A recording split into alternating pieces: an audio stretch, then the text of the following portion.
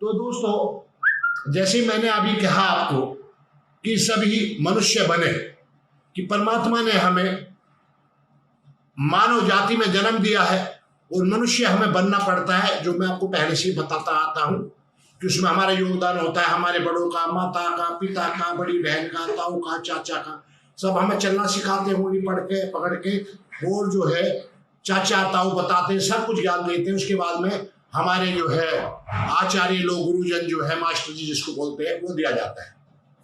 तो हम सबको कर्तव्य बनता है मनुष्य बने, और कुछ ना बन के मनुष्य बने। सभी मनुष्यों का कर्तव्य बनता है, तभी हम मनुष्य कहलाने लागे। बुद्धि दी परमात्मा ने और मनन करने की शक्ति दी, तो हम मनुष्य बने और कुछ ना बने। लेकिन जो आजकल चल रहा है उसके हिसाब से मैं आपको सामने बोलना चाहता हूं कि हिंदू ने सबको गले लगाया, हिंदू ने सबको गले लगाया, लेकिन हिंदू को किसने गले लगाया? मैं आप लोगों से बात पूछना चाहता हूं, मुझे जवाब देते चले। ठीक है, हिंदू शब्द कहां से आया, हिंदुस्तान कहां से आया, ये बहुत बातें हो चुकी हैं, लेकिन आज की तारीख में तो यही है कि हिंदू ने सबको गले लगाया, हिंदू ने सबको प्यार किया। हिंदू से किसने प्यार किया? क्या कोई मुझे बता सकता है? सब हिंदू के ही दुश्मन क्यों हुए? क्या इसका कारण क्या है? जो सबको गले लगाता है सब उसी के दुश्मन होते हैं। इसका क्या कारण है? ये हिंदुओं पर अत्याचार क्यों हुआ?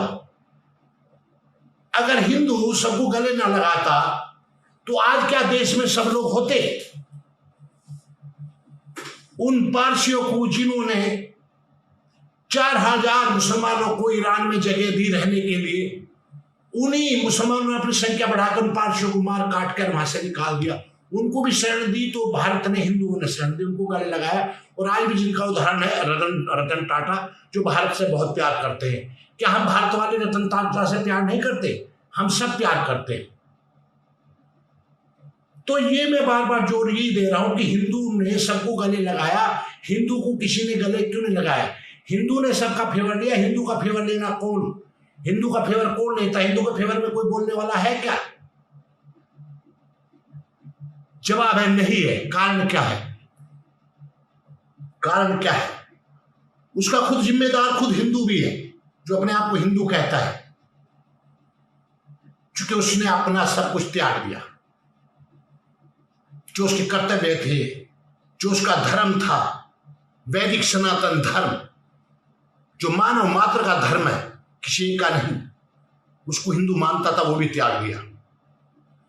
जो परमात्मा की सृष्टि नियम का पालन करता था, हिंदू आज का कहने वाला, जो वैदिक सनातन धर्मी, जिनको आर्य कहा जाता था, उन्होंने वो भी छोड़ दिया।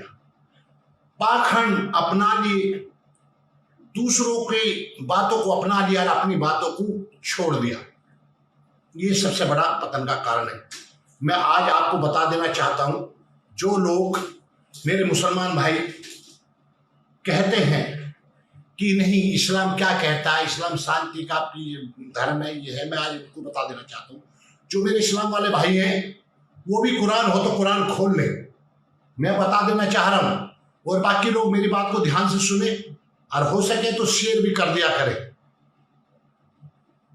क्या इससे पहले कोई आपको ये बात बताता था, या आप जानते हो? नहीं जानते।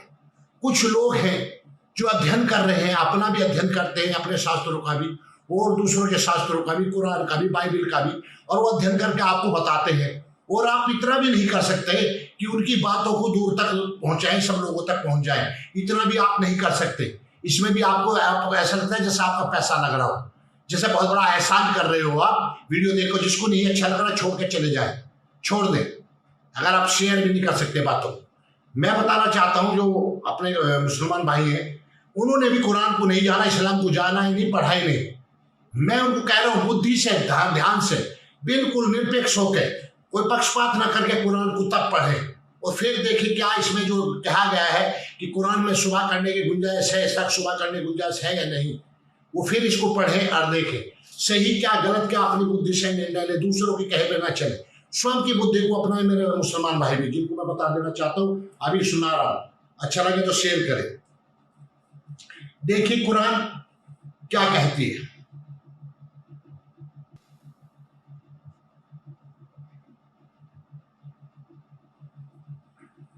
देखिए साफ साफ कहा है सूरा निसा, ध्यान से सुनो, सूरा निसा की आयत नंबर 92। सूरा निसा, कुरान सूरा निसा आयत नंबर 92 क्या कह रही है, ध्यान से सुने। क्या किसका ये दीन जो किसके लिए, क्या सबके लिए या किसी एक के लिए, ये निर्णय मैं आप पे छोड़ता हूँ। सारे जो वीडियो को देख रहे हैं उन पे छोड़ता हूँ, चाहे उसमें किसी मत मजहब को मानने वाले हों, उन पे ही छोड़ता हूँ। सूरा निसा आयत नंबर 92, किसी मुसलमान के लिए जायज नहीं कि किसी मुसलमान का कत्ल कर दे। क्या कह रहे हैं? अल्लाह कह रहा है, अल्लाह का कलाम है कुरान, अल्लाह का क्या है, आसमानी किताब है। किसी मुसलमान के लिए जायज नहीं कि किसी मुसलमान का कत्ल कर दे, लेकिन चूक से हो जाए तो और बात है। और जो इंसान किसी मुसलमान का कत्ल चूक से कर दे तो उस पर एक मुसलमान गुलाम दासी, गुलाम दासी कौन होते हैं?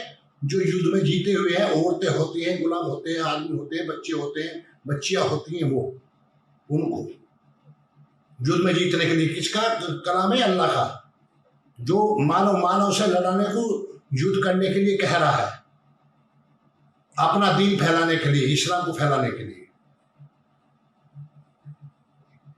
मुसलमान गुलाम या दासी आजाद करना और मकतूल के रिश्तेदारों को खून की कीमत देना, लेकिन यह बात है कि वह माफ कर दे, और अगर वह मकतूल तुम्हारे दुश्मन कौम से हो तो एक मुसलमान गुलाम आजाद करना जरूरी है। और अगर मकतूल उस कौम से हैं जिसके और तुम्हारे मुसलमानों के बीच सुलह है तो खून की कीमत उनके रिश्तेदारों को अदा करना और एक मुसलमान गुलाम आजाद करना भी है। मतलब एक मैं शॉर्ट में बता रहा हूं, आगे बता देता हूं।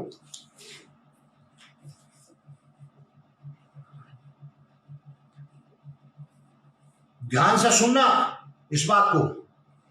ये सूरा 95 है कि अल्लाह क्या कह रहे हैं, जो मुसलमान बिना वजह बैठे रहे और जो अल्लाह की राह में अपने तन धन के साथ जिहाद करते हो बराबर न होंगे।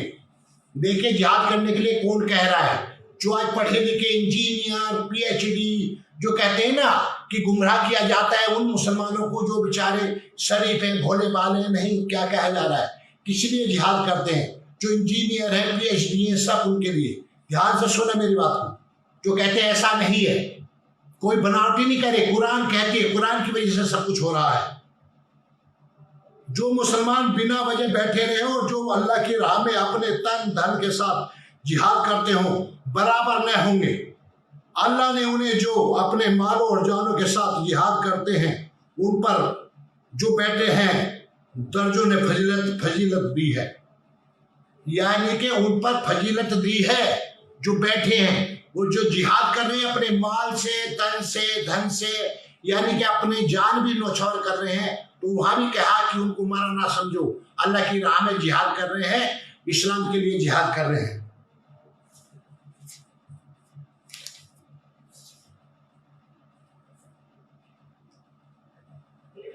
सूरा 112 सूरा निसा आयत नंबर 112। और जो इंसान जो ईमान लाए और भले काम करे हम उन्हें जन्नतों में ले जाएंगे जिनके नीचे नहरें बह रही हैं, जहां वह हमेशा रहेंगे। यह अल्लाह का वादा जो बेशक सच है और अल्लाह से अधिक सच्चा अपनी बात का कौन है। देखिए क्या लालच दिया जा रहा है। सूरा निसा आयत नंबर 118, जिसे अल्लाह ताला ने लानत की है और उसने कहा है कि तेरे बंदों में से मैं मुकर्रर हिस्सा लेकर रहूंगा। कहने की मतलब ये है कि सारी बात कौन सा हिस्सा क्या है, ये सारा काम अल्लाह का है।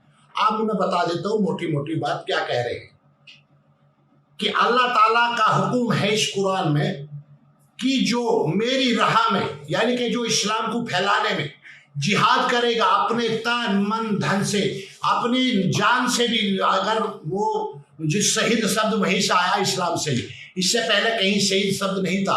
वीर गति प्राप्त होना या बलिदानी था, लेकिन जो शब्द आया है शहीद वहीं से हुआ।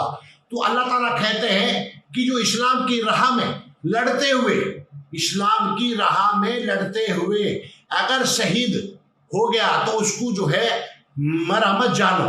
आपको नहीं पता, मैं जानता हूं वो मरा नहीं है। तो आज जो हो रहा है, जो जिहाद हो रहा है, जो कह रहे नहीं, वो जो जिहाद कर रहे हैं पढ़े लिखे, चाहे कितने भी कोई भी ओसामा बिन लादेन से लेके सब पढ़े लिखे लोग हैं जिनके संगठन चल रहे हैं, जितने भी गुरुवादी संगठन चल रहे हैं, अनपढ़ नहीं है, मूर्ख नहीं है ये लोग, ठीक है। उसमें जो भर्ती करते हैं वो जो है माइंड वॉश करके जन्नत का लालच दे के, हुरों का लालच दे के, वो अलग है, वो थोड़ा कम पढ़े लिखे हो सकते हैं। लेकिन जो इस काम को कर रहे हैं वो सारे पढ़े लिखे और बहुत बुद्धिमान अपने आप को कहते हैं, जिन्होंने पीएचडी और इंजीनियरिंग वगैरह भी कर रखी है, वही लोग हैं। तो ये अल्लाह ताला का फरमान है और इसे पत्थर की लकीर बताया कि कुरान में जो लिखा वही मानना। जो लोग कह रहे ऐसा नहीं है, वो लोग ना तो कुरान को पढ़ा है, ना जानते हैं, ना मानते हैं। और जो लोग जिहाद कर रहे हैं वो अल्लाह का आदेश मान रहे हैं, अल्लाह का कहा पूरा कर रहे हैं, इसलिए वो गैर मुस्लिम को कत्ल कर रहे हैं, मार रहे हैं। जब भी तो कहा कुरान में कि मुस्लिमों तुम्हें हुक्म है कि मुस्लिम का कत्ल ना करें, मतलब क्या हो गया? मतलब और का करते रहो, गैर मुस्लिम का करो, मुस्लिम का ना करो। मतलब क्या हो गया कहने का? क्या आदेश देना चाहता है अल्लाह? इसलिए मैं कहता हूं अल्लाह पक्षपाती है। अल्लाह खाली मोमिनों के लिए, मुसलमानों के लिए बात करता है और किसी के लिए नहीं। और किसी को फूटी आंख जो है अल्लाह नहीं चाहता कि कोई इस दुनिया में रहे। ये कुरान कहता है, मैं नहीं कह रहा। और मैं बार बार कहता हूं, जो आदमी बोलता है कि ये है वो है, ये सामने क्यों नहीं आते? क्यों नहीं आते भाई सामने? कुरान पे अगर हम आपसे शास्त्रार्थ करना चाहते हैं, अगर कोई हमारे गलतफहमी है तो कुरान के जो आलिम है उनको सामने आकर शास्त्रार्थ करना चाहिए, नहीं करना चाहिए? सच बताना चाहिए, नहीं बताना चाहिए? वो उल्टी सुल्टी वीडियो बना के डालो जाएंगे, क्या हो जाएंगे? सामने आने के लिए कोई तैयार नहीं है। क्यों नहीं तैयार होता? कि उनको पता है कि हम क्या जवाब देंगे सामने जाके, हमें मुंह की खानी पड़ेगी, इसलिए सामने कोई आता नहीं है। कितनी बार हम लोगों ने कहा प्यार के साथ में, भाई आइए, हम सब मानव हैं, हम डिस्कस करना चाहते हैं कुरान के बारे में, कुरान पर डिस्कस करना चाहते हैं कि इस तरह की बातें कुरान में क्यों लिखी हुई है कि गैर मुस्लिमों को जहां पाओ कत्ल करो, उनके साथ ऐसा व्यवहार करो, ऐसा करो, वैसा करो। कितनी बातें हैं। क्यों नहीं आते? जो इस्लाम के आलिम जो है बुद्धिजीवी, इस्लाम में 1 से 1 बुद्धिजीवी है, 57 देश हो गए हैं अब तो उनमें 1 से 1 बुद्धिजीवी हो गए। क्यों नहीं सामने आके शास्त्रार्थ करते? शास्त्रार्थ का मतलब क्या है? विचारों का आदान प्रदान। हम बता रहे हैं भी कुरान ये कह रही है और वो आके बताए कि ये क्यों कहा गया है। जैसे कहते हैं हम, कभी बात होती है नहीं ये भी उस टाइम की बात थी, मतलब उस टाइम की बात क्यों थी? कुरान का सर्वकालिक नहीं है, हमेशा के लिए नहीं है। क्या अल्लाह का दिमाग हमेशा के लिए नहीं है? क्या मूसा के लिए कुछ और था, ईसा के लिए कुछ था, मोहम्मद साहब के लिए कुछ और था? क्या अल्लाह का दिमाग बदलता रहता है? ऐसा नहीं रहता। अल्लाह को नहीं पता कि मूसा के टाइम पे लोग क्या है और ईसा के टाइम पे क्या है और मोहम्मद साहब के टाइम पे क्या है? नहीं पता अल्लाह को। हाँ, नहीं पता। जो कहते हैं ना अल्लाह सब कुछ जानने वाला, अल्लाह कुछ भी नहीं जानता, कुछ भी नहीं जानता। एक आयत में कुछ कह रहा है तो दूसरी में कुछ कह रहा है, तीसरी में कुछ कह रहा है, चौथी आयत में कुछ कह रहा है। तो क्या कहते हैं फिर? नहीं, देखो इसके लिए आपको कुरान को समझने के लिए हदीसों को समझना होगा और जो है कससुल अंबिया को पढ़ना होगा, जो नबियों का किस्सा किताब है। अरे क्यों पढ़ना होगा भैया? कुरान जो है ये मुकल्लम नहीं है क्या? क्या परमात्मा का ज्ञान नहीं है उसका? सॉरी, अल्लाह का ज्ञान नहीं है क्या? कुरान क्यों पढ़ना पड़ेगा? क्या जो आयत इसमें लिखी हुई है क्या उनका पूरा मतलब बदल जाएगा अगर हम हदीस के साथ पढ़ेंगे तो? और आइए, हम तो कहते हैं आइए सामने आके बताइए, सामने आके बताइए कि इसका जो है मतलब ये है। क्या कुरान में जो आयत लिखी है उसका मतलब बदल दोगे आप? अल्लाह के कलाम को ही बदल दोगे? कैसे बदल दोगे बताओ? आओ सामने, कैसे बदल के दिखाओ। तो जो चीज बातें लिखी है कुरान में, हम लोग आपको बता रहे हैं। क्यों बता रहे हैं? हम क्या चाहते हैं आपस में लोग जो है लड़े मरे? नहीं। जो मैंने अभी कहा था कि हिंदू सबको गले लगाता है, हिंदू को गले क्यों नहीं लगाता? हिंदू सबके फेवर में बोलता है, हिंदू के फेवर में क्यों नहीं बोलता? हिंदू सबको दोस्त जब बनाता है तो हिंदू के सब दुश्मन क्यों है? क्या कारण है? ये क्या कारण है? इसी के ऊपर ये बात आई है कि इस्लाम को दुनिया, इस धरती पे, भारत में लाने वाला कौन है? सबसे पहले मस्जिद देने वाला केरल में कौन था, कौन राजा था वो? क्या आप लोग जानते हैं? आपने जानने की कोशिश करी कि भारत में 7वीं सदी में जो पहली मस्जिद दी थी केरल में, वो किस राजा ने दी थी, कहाँ दी थी, कौन सी जगह पे दी थी, कितने उसका एरिया था? क्या आप लोग हिंदू कहलाने वाले जानते हैं? और उसके बाद कौन कौन आक्रांता है, उन्होंने क्या क्या अत्याचार किए, क्यों किए, क्या ये आप लोगों को पता है? और आज कितनी मस्जिदें हैं? किसी देश में इतनी मस्जिदें नहीं है जितनी मस्जिदें भारत में हैं। इतने गिरजाघर किसी देश में नहीं है जितने गिरजाघर भारत में हैं। कारण कि हिंदू कभी किसी का विरोध नहीं करता, हिंदू ने कभी किसी का बुरा नहीं चाहा, यही तो कारण है। अगर हिंदू थे उस टाइम पे ज्यादा थे, जनसंख्या में भी थे, हर चीज से ज्यादा थे, अगर विरोध करते तो क्या ऐसा हो सकता था? नहीं हो सकता था। इसलिए मैं कह रहा हूं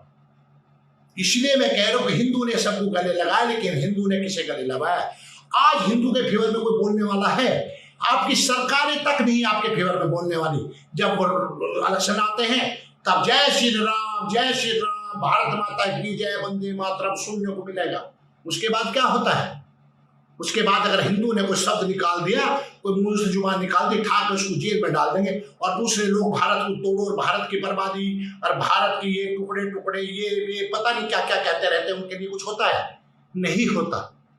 आज आप सुनते होंगे कितनी वीडियो में जो है, कितने मौलाना जो भारत के खिलाफ बोलते हैं। अभी तो सुना होगा उस पर भी FIR दर्ज हुई है, जो जाफरुल इस्लाम था, लेकिन वो भी अरेस्ट नहीं हुआ है। उसको भी जो कोर्ट ने जमानत दे दी, बाहर से बाहर जमानत। और मोहम्मद साद जो आज क्या महीने हो लिए, कितने महीने हो लिए, उसको अरेस्ट क्यों नहीं कर रहे? क्या कारण है? और उसकी जगह कोई बाबा होता, आपने देखा होगा। मैं उनका फेवर में नहीं, मैं तो उनको कहता हूं उनको कड़ी से कड़ी सजा, मौत दो, फांसी पर टांग दो ऐसे बाबाओं को जो गुमराह करते हैं मासूम आदमियों को। लेकिन उनको पकड़ने में 1 मिनट नहीं लगाई, राम रहीम को पकड़ने में 1 मिनट नहीं लगाई। उसके लिए जो उनके फेवर में जो लोग थे, उन्होंने अगर उसमें जो है रुकावट डालने की कोशिश करी तो पुलिस ने फटाफट गोली चला के 38 लोगों को मार डाला। 38 लोगों को मारने में राम रहीम के फेवर का नहीं हूं। मैं तो चाहता हूं ऐसे लोगों को तुरंत फांसी दे सरकार। जो रामपाल नहीं, मैं तो हरामपाल कहता हूं, हरामपाल, जिसने कितना बड़ा, जो अपने आप को ही परमात्मा का नाम बताने लगा था, कितनी औरतों की वहां से उसमें से लाश निकली है, उसके जो फार्म हाउस में से। उस लोगों को जब अरेस्ट करने, कितने लोग, पुलिस को कितनी जो है जद्दोजहद करनी पड़ी, कितने कई लोग उसमें भी मारे गए, कितने भी जितने भी जो अपने लोग अपने मांग के लिए जो रोडों पे आकर जो है अपनी मांगे मांगते हैं, उन लोगों को कितने लोगों को मार दिया गया। 72 लोगों को जो गुर्जर आरक्षण आंदोलन में मार दिया गया, जाट आंदोलन में जाटों को मार दिया गया, पटेलों को मार दिया गया गुजरात में, कितने को। और पीछे जो अपना जो है मूल निवासियों का जो वो चल रहा था, अपना दलितों, जो अपने आप को दलित कह रहे हैं आज के टाइम के, जबकि दलित नाम की कोई चीज नहीं होती, ना हमारे किसी शास्त्रों में है। ये सब नेताओं ने बनी बनाई और आपस में बांटने की साजिश है, इंसान को इंसान से बांटने की। उन्होंने भी किया, वो भी 7-8 लोग जो है पुलिस की गोली से मरे। कारण क्या है? मौलाना साद को अरेस्ट नहीं किया जा रहा। इसका कारण क्या है? दबी जबान में क्या सुनने को मिलता है? कहीं जो है माहौल खराब ना हो जाए, कहीं दिक्कत ना हो जाए। उनके लिए क्यों दिक्कत होती है? हिंदुओं के लिए दिक्कत नहीं होती। जो जामा मस्जिद का मौलाना है, उस पे पैसे, उसके बाप पे भी FIR थी, उसके बेटे पे भी 65 FIR हैं। आज तक कांग्रेस सरकार रही, किसी हिम्मत नहीं हुई। अब तो BJP सरकार है, क्या किसी ने हिम्मत करी कि उस पर पूछताछ के लिए उसको जो अरेस्ट करे, उसको कोर्ट में पेश करें? किसी कोर्ट के जज ने कहा कितने वारंट हो चुके, कितने सब कुछ हो चुके कि उसको जो है पकड़ के लाओ सैयद मौलाना को, जामा मस्जिद के इमाम को? किसी जज ने भी नहीं आज तक कहा। कारण क्या है? क्यों?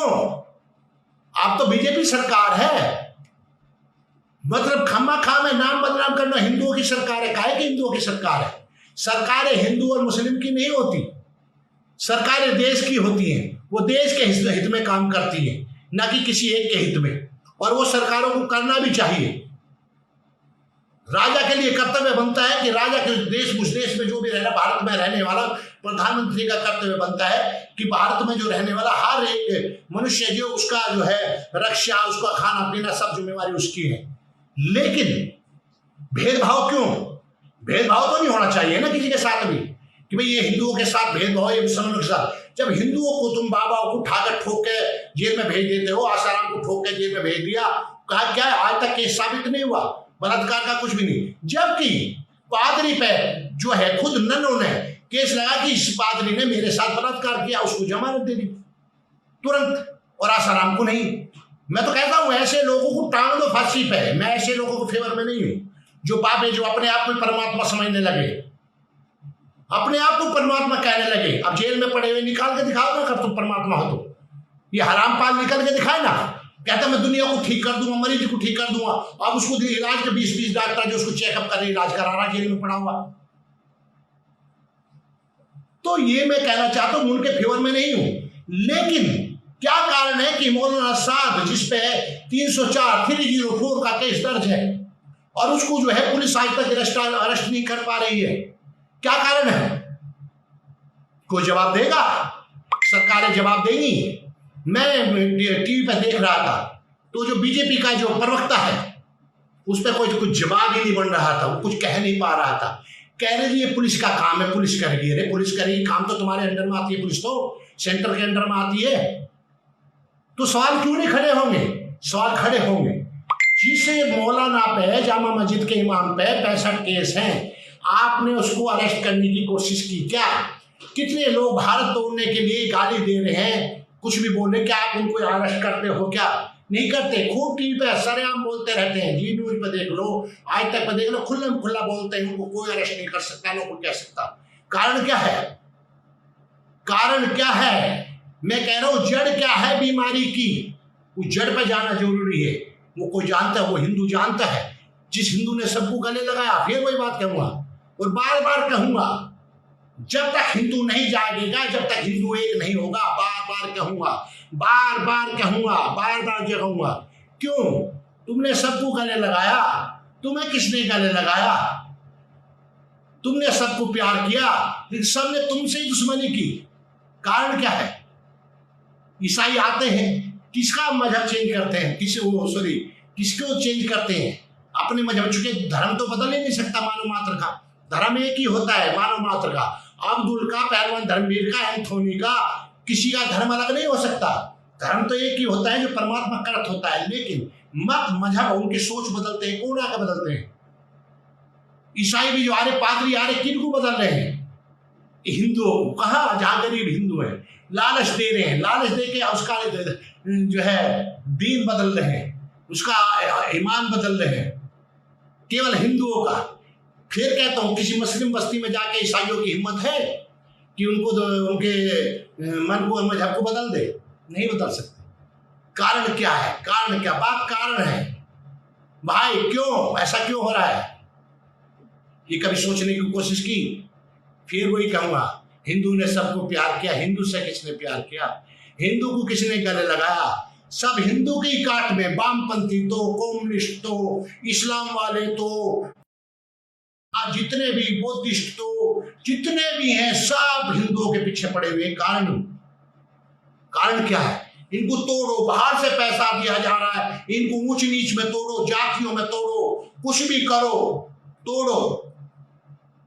अजगर कौम को आपस में तोड़ो, जो मेन कौम है, जो भारत की लड़ाकू कौमों में आती है, क्षत्रिय कौमों में आती है। कौन? गुजरों को जाटों से लड़ाओ, जाटों को राजपूतों से लड़ाओ, राजपूतों को गुजरों से लड़ाओ। कारण क्या है? किसी उनके नेता को पकड़ो, पैसा दो, खरीदो, आपस में लड़ाओ, झगड़ा। कारण क्या है? क्यों? क्या कोई जानता है? क्या ये आज जो चला रहे हैं, आरएसएस को चला रहे हैं, क्यों? वो जवाब देते हैं कभी? क्या जो विश्व हिंदू परिषद है जवाब देता है कभी?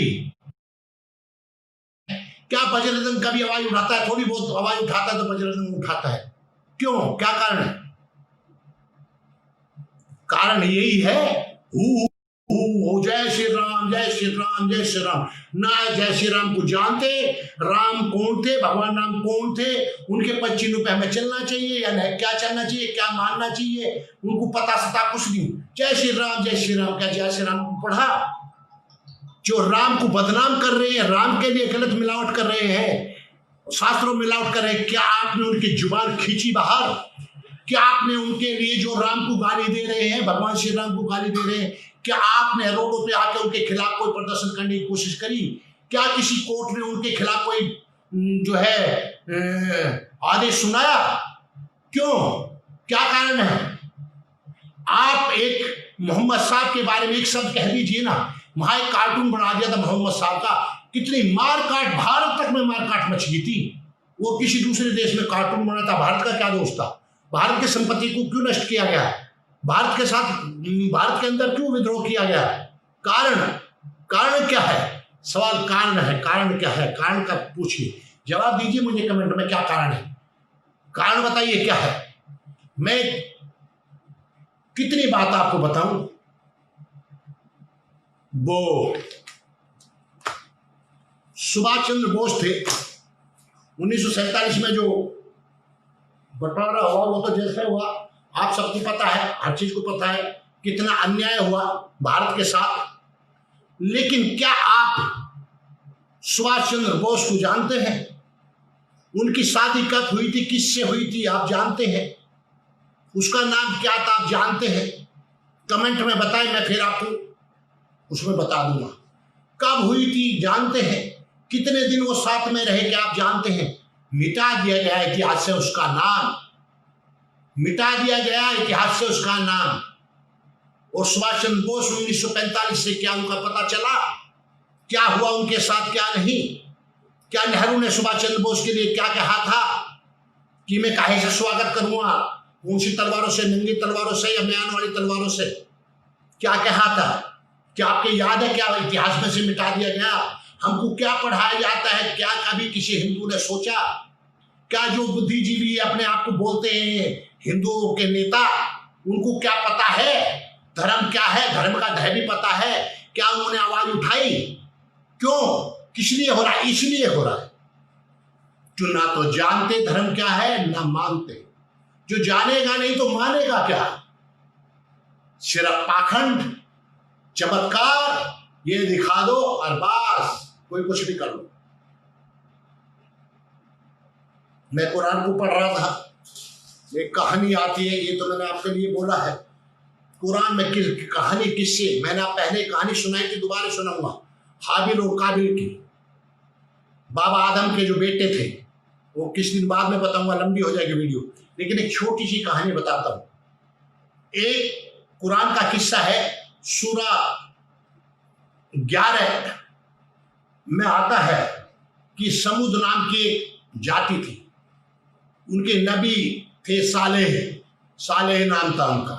शोक में बताता हूं कैसे कैसे किस्से कुरान में। तो उसने अपने लोगों को, अपने कौम के लोगों को ये दिखाने के लिए कि अल्लाह कितना ताकतवर है, क्या कर सकता है क्या नहीं, एक ऊँटनी को लेकर आए, उनको देखो। अब जहां कोई चीज किसी ने ना देखी हो उसके लिए तो अचंभा ही लगेगा ना। एक ऊँटनी को साले लेकर आए, देखो ये अल्लाह ने आपके लिए जो है करिश्मा भेजा है, चमत्कार भेजा है, देखो इसको। और इसको जो खुला छोड़ने के लिए कहा है कि जो भी धरती है सब कुछ है जो अल्लाह की, इसको चुगने दो, खाने दो, घास फूस जो खाए खाने दो, इसको कुछ मत कहना। जैसे साले उसको छोड़ के गया तो वहीं उन्हीं की कौम के जो समुद्र नाम की कौम थी, उन्होंने जो उसके ऊँटनी के पैर काट दिए, वो मर गई। तो पता चला साले को जो नबी थे, उसने कहा देखो 3 दिन के अंदर अंदर, शोट में बता रहा हूं आपको, 3 दिन के अंदर अंदर तुम्हें क्या इसका नतीजा देखने को मिलेगा, तुम्हें पता चलेगा अल्लाह कितना ताकतवर है। 3 दिन के अंदर अंदर, मतलब अल्लाह को कुछ नहीं पता, अल्लाह सब कुछ जानने वाला है, सब कुछ करने वाला है। उसके भेजी हुई ऊँटनी वहां से भेजी थी, जन्नत में हो सकता है ऊँटनी भी रहती हो, जब अल्लाह ने भेजी तो जन्नत में से ही भेजी होगी ना, और वहां वो गोबर भी करती होगी नहीं करती होगी पता नहीं, ये तो कुरान में लिखा हुआ है नहीं। तो निशानी भेजी थी अल्लाह ने, अल्लाह को नहीं पता कि जो तूने निशानी भेजी थी तेरी निशानी को काट पीट दिया, बराबर कर दिया, अल्लाह को नहीं पता। तो जो समुद्र जाके जो है साले कहता है उन कौम के लोगों से, आप तुम्हें पता चल जाएगा 3 दिन में। 3 दिन में, जैसे लोग कह रहे थे मेरे मोहल्ले के बाहर को आइए, बता दूंगा तेरे को, मेरे घर के बाहर को आना, फिर तेरे को बताता हूं मैं, तेरा मेरे घर के बाहर को आना। बोला 3 दिन में है, देखना अल्लाह तुम्हें क्या करेगा क्या नहीं करेगा। अब जो उसको मानने वाले थे, जो ईमान लाए जो उनको तो बचा लिया और बच गए, बाकी मार दिए गए। भाई आप ये सोचिए, जो ये कहानी किससे नहीं तो क्या है, कुरान में इससे क्या ज्ञान मिलता है? जो अल्लाह अपनी भेजी हुई निशानी को, ऊँटनी को नहीं बचा सका, उसको नहीं बचा सका, जो अल्लाह जो उसने निशानी भेजी थी उनकी कौम के लोगों के पास, उसको ही मार दिया, उसको नहीं बचा सका। तो क्या कह रहे, देखो उन्होंने जो ईमान लाए उनको बचा दिया, वो जो ईमान नहीं लाए उनको मार दिया। और ये बात अब हो रही है कि काफिरों को तो मैं बहुत बड़ा अजाब दूंगा, काफिरों को तो मैं आखिर में इतना रगड़ा दूंगा, ऐसी उसमें डालूंगा कि हमेशा वो आग में रहेंगे। हमेशा रोज कहता रहता है अल्लाह, रोज गाली देता है काफिरों को। लेकिन काफिरों को पैदा क्यों करता है समझ में नहीं आ रहा। अगर दुनिया को बनाने वाला अल्लाह है तो काफिरों को पैदा क्यों कर रहा है? वो फिर कह भी रहा है खुद ही, मैंने काफिरों पे मोहर लगा दी छाती पे, दिल पे, कि वो सही रास्ते पे नहीं आने वाले। भैया मोहर लगा दी, छोटा सा बच्चा है काफिर के घर में पैदा हो रहा है, उस पर भी मोहर लगा रहा है तू। तो उस बच्चे का क्या कसूर है, काफिरों का क्या कसूर है? मतलब ये कि कहीं कुछ बकवासबाजी के अलावा कुछ नहीं है। और मैं यही कहना चाहता हूँ, ये मैं विनती करना चाहता हूँ अपने मुसलमान भाइयों से, आप लोग कुरान को पढ़ते हैं किस नजरिए से पढ़ते हैं? क्या इस नजरिए से कि पहले कह दिया क्या कि इस पे कोई शुबा शक नहीं करना? क्या आपको बुद्धि नहीं दी, मनन करने वाले नहीं हो? कोई भी ग्रंथ हो, किसी का भी ग्रंथ हो, कोई भी ग्रंथ, कैसा भी ग्रंथ हो, जिसमें जो सृष्टि विरुद्ध बातें लिखी हुई हो, जो मानव मात्र को लड़ाने वाली बातें लिखी गई हो, क्या वो परमात्मा की किताब हो सकती है? नहीं हो सकती। ईश्वर की किताब नहीं हो सकती। आप लोग क्यों नहीं ध्यान देते मुसलमान भाई, क्यों नहीं ध्यान से पढ़ते? क्या डरते हो? आपको जो बता दिया गया कि आपको जो है अगर वो भी करोगे तो आपको भी जो है जहन्नुम में डाला जाएगा है? अगर मुसलमान को मारोगे तो आपको भी जहन्नुम में डाला जाएगा। यानी कि मुसलमान को मत मारो, बाकी जो गैर मुस्लिमों को सबको काट दो, मार दो। ये अल्लाह कह रहा, मैं थोड़ी कह रहा हूं। आप बुद्धि से क्यों नहीं सोचते? इतने पढ़े लिखे मुसलमान हो गए, जज तक देख लिए, इंजीनियर तक देख लिए, वो भी इन बातों को मान रहे। कारण क्या समझ में नहीं आ रहा। बचपन से उनका माइंड वॉश करके ऐसा बैठा दिया जाता है, ऐसे बैठा दिया जाता है, जैसा मैंने पहले भी लोगों को बताया है कि बचपन में बच्चों को कहा जाता है ये बात कोको आ जाएगी, हवा आ जाएगा, हवा। बताओ क्या बीमारी। माँ बाप छोटे बच्चे को जो है डराते हैं ताकि इधर उधर ना जाए, गलत चीज ना खाए। कोको आ जाएगी, बताओ कोको कौन, किस नाम, कौन, क्या चीज है भाई, क्या बला है? कोको आ जाएगी, हवा आ जाएगा, हवा। जैसे डराते उनके दिमाग में डर बैठ जाता है, और आखिर तक उन बच्चों के दिमाग में डर बैठ जाता है। भूत आ जाएगा, भूत नहीं आ जाएगी, चुड़ैल आ जाएगी। अब वो बच्चा डरता रहता है, आखिर तक डरता रहता है। केला जाता है तो उसको कुछ नजर नहीं आता, जंगल में जा रहा है तो उसको किसी चीज का और डर नहीं है, किसी जानवर का, जंगली का नहीं। उसको डर रहता है हवा, कोको, भूतनी, चुड़ैल कहीं से आ ना जाए, तो दिमाग में बैठ जाती है, वो बात भरी रहती है। तो वही बात बैठी हुई है इनके दिमाग में कि अल्लाह जहन्नुम में डालेगा, वहां तुम्हारे पकौड़े चले जाएंगे, हमेशा तुम जो है आग में जलोगे, तुम्हें गर्म पानी तुम पर डाला जाएगा। वही बात दिमाग में रहती है, और सोचने की हम शक्ति जो खत्म होगी। सिर्फ किताबी दिमाग से इंजीनियर बन जाते हैं, पायलट बन जाते हैं, डॉक्टर बन जाते हैं किताबी उससे। अपने दिमाग से सोचने की शक्ति तो छीन ली जाती है, मदरसे में छीन ली जाती है। सोचने के फैसला नहीं कर सकता।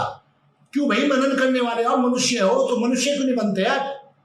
कम से कम पढ़ लिख के तो हो, पढ़े लिखे तो मनुष्य बन जाओ। वो तो मुसलमान, हिंदू, मुस्लिम, सिख, ईसाई ना बनो, वो तो मनुष्य बन जाओ जो परमात्मा ने तुम्हें मनुष्य बनाया। लेकिन नहीं बनेंगे। बनना तो वही है, दिमाग में तो वही है। अगर अफसर कोई आ गया और वो मुसलमान है, उसके दिमाग में यही है, हाँ काफिर है, इसको साले को रगड़ा देना है। डॉक्टर भी आ गया तो वही सोच रहा है, अच्छा काफिर है, इसका इलाज ढंग से नहीं करना। देखा होगा अपने श्रीलंका का केस। मैं ये नहीं कह रहा सबकी सोच ऐसी होती है, सबकी तो नहीं होती है, कुछ को थोड़ा सा परमात्मा का वो भी होता है आशीर्वाद। लेकिन ज्यादातर यही देखा जाता है, जो कुरान के मानने वाले हैं, जो ईमान लेकर आए हैं, जो बेईमानों से वो कभी भी प्यार नहीं करते। क्यों नहीं करते? अगर वो चाह के भी नहीं कर सकते, क्यों? कुरान ने मना किया है, अल्लाह ताला ने मना किया है। सूरह निसा आयत नंबर 144 पढ़ लीजिए, सूरह निसा 89 पढ़ लीजिए। साफ साफ लिखा है कि काफिरों को अपना दोस्त मत बनाओ। 89 में क्या है? जहां पाओ कत्ल करो। बताओ क्या परमात्मा भेदभाव कर सकता है? आखिर मैं आपको ये बात बता देना चाहता हूं, परमात्मा वही होता है जो भेदभाव ना करे। किसी से भी, किसी के साथ भी। और परमात्मा के ग्रंथ भी वही होते हैं जिसमें कहीं भेदभाव ना हो। अगर किसी भी ग्रंथ में परमात्मा के, जो कहते हैं परमात्मा के ग्रंथ है या कोई भी किताब है, कोई भी चीज है, अगर उसमें भेदभाव है, सृष्टि विरुद्ध बातें हैं, कोई भी हो, कोई भी ग्रंथ हो, तो वो परमात्मा का ग्रंथ हो ही नहीं सकता, वो मानव मात्र का ग्रंथ हो ही नहीं सकता। मानव मात्र के जो उत्थान के लिए ग्रंथ है, उसमें कोई सृष्टि विरुद्ध बातें नहीं होती। जिसमें सृष्टि विरुद्ध बातें नहीं होती, मानव मात्र के, प्राणी मात्र के उत्थान के लिए होता है, वही परमात्मा का ग्रंथ होता है। और वो आपके ऊपर छोड़ देता हूँ, क्या है आपको जानना है, मानना है और उसी को पढ़ना है कि वो कौन सा ग्रंथ है जिसमें भेदभाव नहीं है, जिसमें जातिवाद नहीं है, जिसमें कोई जो है सृष्टि विरुद्ध बातें नहीं है। वो ग्रंथ कौन से हैं जो हमें मानने चाहिए, वो जिनमें सृष्टि विरुद्ध बातें हैं वो नहीं मानने चाहिए। क्यों? कि पाप पुण्य मनुष्य पे लगता है। आप मनुष्य है, मनुष्य का मनन करने वाला, आप बुद्धिजीवी हो, आप बुद्धि आपको ही दी है, और जितने भी पशु पक्षी हैं वो उन्हें ही इतनी बुद्धि दी, उनके काम चलो बुद्धि दी है। आपको विकास के लिए बुद्धि दी है कि आप अपना विकास करें, सब कुछ करें। तो आपको ये जिम्मेदारी आपकी बनती है कि कौन सा ग्रंथ हमें मान्य होगा, जो जिसमें जो लिखा हो कोई भी सृष्टि विरुद्ध बातें ना हो, कोई भी जो भेदभाव वाली बातें ना हो, उनको ही मानना, मानव कहलाने वालों का उन्हीं ग्रंथ को मानना, उस परमात्मा को ही मानना हम मनुष्य कहने वालों का कर्तव्य बनता है। ना कि कोई भी कह दिया, थोप दिया गया हमारे पर, उसको मान ले। क्यों मान ले भाई? किस लिए मान ले? क्या आस्था है? क्यों आस्था? तुम्हारी जो मिट्टी में है, तो मिट्टी में आस्था है, मुट्ठी भर के दूध में गेर के देखो ना, पता लग जाएगा आपको। आपकी तो आस्था है, मिट्टी को चीनी मान लो और मान के गेर दो, देखो हलवे में गेर के देख लो, खा लोगे क्या उसे? उससे काम नहीं चलता। बुद्धि दी आपको, बुद्धि से सोचना है कि सही क्या, चीनी को चीनी कहोगे, गुड़ गुड़ कहने से मुंह मिठा हो जाएगा क्या? जब तक आप गुड़ खाओगे नहीं तो आपको पता चलेगा गुड़ का टेस्ट कैसा है। इसलिए उन ग्रंथों को पढ़ो जिनमें जो सृष्टि विरुद्ध बातें नहीं है, जो मानव मात्र के लिए है, जिसमें भेदभाव नहीं है, वही परमात्मा के ग्रंथ है, वही परमात्मा है। उसी परमात्मा के बताए रास्ते पे चलो, उसी परमात्मा को मानो जिसमें क्या है, जिसमें धर्म की परिभाषा बताई गई है। फिर दोबारा से सुनने बताता हूं और फिर अपनी बात को विराम देता हूं। परमात्मा द्वारा बनाई सृष्टि नियम का पालन करना, प्राणी मात्र को अपना दोष समझना, किसी से भी भेदभाव न करना, यही धर्म कहलाता है। ये धर्म की परिभाषा है सब मनुष्य मात्र के लिए। फिर से कहता हूं, मनुष्य बनो। आपको परमात्मा ने मानव जाति में जन्म दिया है और मनुष्य बनना पड़ता है अपनी बुद्धि का विकास करके। तो मनुष्य बनो, बाद में और चीज बनो, पहले मनुष्य तो बन लो। हिंदू मुस्लिम सिख ईसाई बनने की जरूरत नहीं पड़ेगी, भेदभाव नहीं रहेगा आपस में। इसलिए थोड़ा सा जोर पड़ेगा, सब एक मेरे युवा आए आगे उस ग्रंथ को, उस परमात्मा को माने जो मानव मात्र के लिए, मानव मात्र की बात करता है, मानव मात्र में प्यार की बात करता है, एक दूसरे की तरक्की में अपनी तरक्की समझाने की बात करता है कि एक दूसरे की तरक्की में अपनी तरक्की समझो, मानव मात्र से प्यार करो। जो ग्रंथ आपको मानव मात्र की बात करता है, प्यार करना सिखाता है, उन्हीं ग्रंथों को मानो। जो भेदभाव करना सिखाता है वो कोई कुछ नहीं है, वो बकवासबाजी, उसको ना मानो। वो चाहे ग्रंथ हो, चाहे कोई परमात्मा आपको बताए, कोई ईश्वर बताए, वो ईश्वर हो ही नहीं सकता। वो ईश्वर हो ही नहीं सकता, वो परमात्मा नहीं हो सकता जो भेदभाव करता हो। चूंकि परमात्मा ने पूरी कायनात को बनाया, पूरी सृष्टि को बनाया है, हम सबको बनाने वाला परमपिता परमात्मा है, तो भेदभाव कैसे करेगा? अगर वो भेदभाव करेगा तो उसे बनाने की क्या जरूरत है? बनाता क्यों? तो दोस्तों फिर दोबारा से वही आपको दोबारा से कह के अपनी बात को विराम देता हूं कि हिंदू ने सबको गले लगाया, लेकिन हिंदू को किसने गले लगाया? क्या हिंदुओं को भले की कोई बात करता है? नहीं। कारण क्या है? इसका जिम्मेदार खुद हिंदू है, खुद हिंदू कायर भी है, कायर भी है, कायर नपुंसक भी है, ना अपनी बात को कहना चाहता, ना कहना जानता, ना धर्म को जानता और मानता। अपना जो धर्म है उसको त्याग दिया है, दूसरों की बातों को अपना रहा है, दूसरों की बातों को ले रहा है। और यही से आइडिया लगा लो, आने वाला समय वैदिक सनातन धर्म का ही होगा, जिसमें कहीं भेदभाव नहीं है। देखा ना, अभी कोरोना ने बता दिया, कोरोना ने बता दिया ना, जब अल्लाह सब कुछ करने वाला है। ईद किसे बोलते हैं? परसों थी ईद। ईद का मतलब है खुशी। किसने छीनी वो खुशी? उस अल्लाह ने। काबा तक बंद पड़े। जो चाहता है अल्लाह करता है। अल्लाह की मर्जी के बगैर कुछ नहीं होता। तो ये अल्लाह की मर्जी के बगैर थोड़े हो रहा है, अल्लाह की मर्जी से हो रहा है। अल्लाह को मानने वालों, ये काम परमात्मा का नहीं है। परमात्मा मनुष्य के काम नहीं करते और मनुष्य परमात्मा का काम कर नहीं सकता। वो मैंने कल बताया था, मनुष्य में और परमात्मा में क्या भेद है, क्या अंतर है। ये अल्लाह के काम हो सकते हैं, परमात्मा के नहीं। अल्लाह माफ कर सकता है कितने भी गुनाह कर लो, परमात्मा नहीं। परमात्मा माफ करेगा तो परमात्मा हो नहीं सकता। जो किसी को गुनाह को माफ करेगा, सजा नहीं देगा, वो परमात्मा नहीं हो सकता। वो कोई जज जो बैठा है कुर्सी पे और गुनाहगार को छोड़ देगा तो वो जज हो नहीं सकता।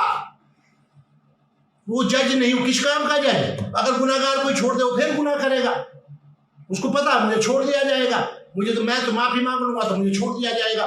तो ये काम अल्लाह का है माफ करना, परमात्मा का नहीं। परमात्मा माफ नहीं करते। सभी दोस्तों को नमस्ते। अगर मेरी बात ठीक लगी हो तो इसको शेयर करें और जन तक पहुंचाए और मनुष्य बने।